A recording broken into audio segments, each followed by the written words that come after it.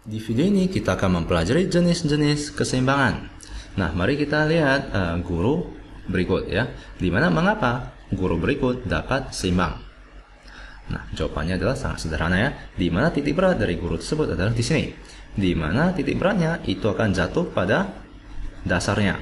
Ya, pada saat titik berat suatu benda jatuh pada dasarnya, maka benda tersebut akan dalam keadaan seimbang. Nah, contoh lainnya lagi adalah sebagai berikut. Misalkan, pernahkah kalian seimbangkan benda yang bentuknya huruf L? Seperti berikut. Ya, kalian taruh di atas meja. Dapatkah benda tersebut seimbang? Tentu saja tidak mungkin ya, karena titik berat dari benda tersebut akan berada di sini, di mana titik beratnya itu akan jatuh di luar dasarnya, ya, di luar dasarnya. Maka benda tersebut akan mengalami torsi dan akan jatuh ya. Nah, sekarang pertanyaannya, mengapa menara Pisa? Ya, kalian mengetahui menara Pisa ya, yang di Itali. Mengapa menara Pisa tidak jatuh? Ya, tidak jatuh atau masih dalam keadaan seimbang? Tentu saja karena titik beratnya masih jatuh pada dasarnya. Ya, pada suatu saat, pada saat titik berat menara Pisa jatuh di luar dasarnya, maka menara Pisa itu akan jatuh ya. Nah, itu adalah keseimbangan.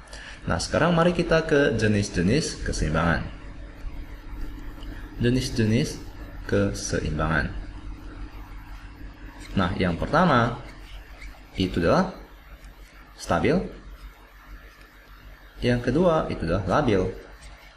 Yang ketiga itu adalah netral. Mari kita ke yang stabil dahulu. Nah, misalkan kerucut ya, kerucut. Benda yang bentuknya seperti kerucut, di mana titik beratnya itu berada di sini. Nah, jika kalian berikan gaya ya di atas ini, di atas kerucut tersebut untuk menjatuhkan benda tersebut, maka kerucut tersebut akan akan memiliki torsi dan akhirnya akan jatuh. Nah, di mana di sini perubahan dari titik berat benda tersebut akan seperti berikut ya, akan naik ke atas. Jika kalian dorong dari sebelah kiri, maka akan naik ke atas dan akhirnya jatuh. Nah, ini adalah yang disebut sebagai benda yang stabil, di mana perubahan titik beratnya itu haruslah naik dahulu ya, sebelum jatuh. Itu adalah jenis keseimbangan stabil. Lalu untuk yang labil itu adalah seperti berikut. Misalkan kerucut yang kita taruh secara terbalik. Pada saat titik beratnya jatuh pada dasarnya, di sini adalah dasarnya, maka benda tersebut akan dalam keadaan seimbang ya. Nah, mengapa disebut sebagai labil? Nah, caranya adalah demikian.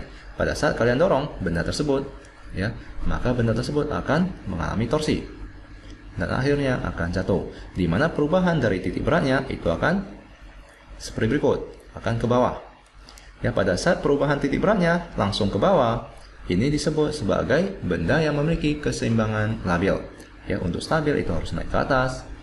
Untuk yang labil itu langsung turun ke bawah. Nah, sekarang kita ke yang netral. Yang netral di mana perubahan titik keseimbangannya itu berupa garis lurus ya, misalkan seperti bola. Kalian berikan gaya, maka bola tersebut akan selalu memiliki titik keseimbangan di tengah ya, jadi ya tidak akan berubah. Nah, itu adalah jenis-jenis keseimbangan ya, dimana kalian perlu mengetahui bagaimanakah mendesain benda yang stabil ya. Misalkan untuk Formula One ya, mengapa mobil tersebut sangatlah rendah dan dasarnya sangat panjang ya dibandingkan dengan truk ya. Jadi kita perlu mengetahui konsep-konsep stabil untuk mendesain benda-benda yang akan kita pasarkan nantinya ya, agar benda tersebut stabil. Nah, mari kita ke contoh berikutnya. Nah, jika dilihat dari ketiga benda ini, manakah benda yang lebih stabil? Manakah benda yang lebih stabil? Tentu saja kalian dengan mudah dapat menebaknya ya.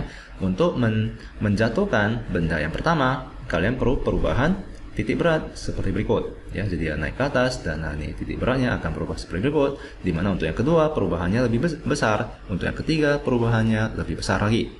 Nah, maka tentu saja yang lebih stabil itu adalah yang ketiga ya, yang ketiga. Nah, di mana pada saat titik beratnya keluar dari basisnya, maka benda tersebut akan jatuh ya.